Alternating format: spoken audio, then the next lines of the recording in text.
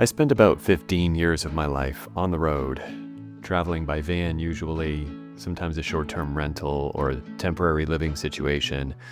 I loved it. The dogs loved it. It was amazing waking up in a new place all the time.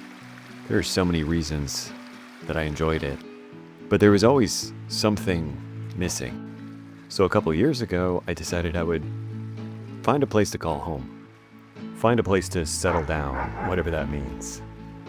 I ended up finding one of the most magical places I've ever been. It's called the Sunshine Coast, and it's on the west coast of Canada. And I want to take you there for a couple of minutes.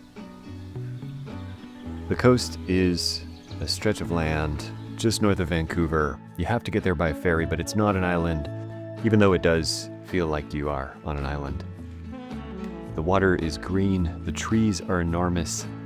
This place will turn a homebody into a hiker or trail runner or a mountain biker. The winters are pretty long and pretty cold, and it rains a lot, sometimes every day for weeks on end. But the summers more than make up for it. In my first winter here, I decided that I would just stay still. Usually I escape, I go south, I drive as far as I can. But that particular winter, I decided, no, I'm gonna see if I could learn to love it. And it worked. I sat still. I ended up going into the water once or twice a week. And it really connected me to, well, I guess the water, and to the land, and to nature in general out here. When you walk the same trail every day, you end up noticing the small changes over time. You end up noticing all of the stories that the forest is telling you through a fallen tree, saying that it once stood up tall, serving as a nursery log with other trees growing out of it. You'll start to notice the birds. You'll start to notice the insects, the animals that you share the land with. Nature out here is truly inescapable. It's almost inevitable that you will in some way be connected with it.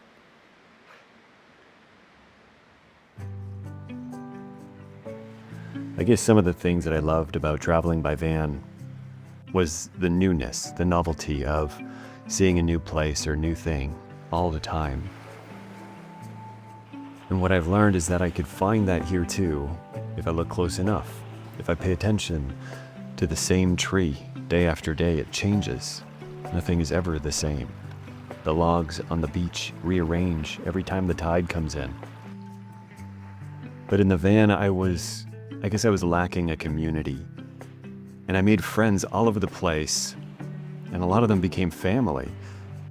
But they were too sprawled out to be a community, because as humans, I think we just need closeness. We need people, even if we are really introverted, and even if we think that we can live without them, we really do need each other.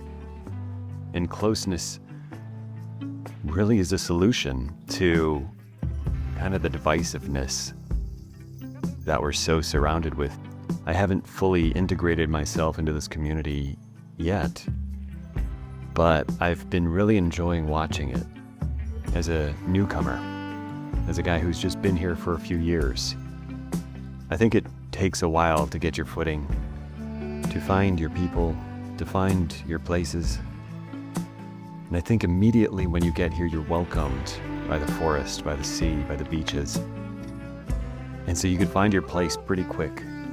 The truth is, I do miss traveling a lot. I miss waking up in a new place every day. I miss the road, the new people that I would meet and all that. But it's amazing how a place will start to feel like home, even only after a few years. And I think if you've found a place where you stop once in a while and you say, like, how did I get so lucky to live in a place like this? I think if you say those words to yourself, I think that might be a place worth staying.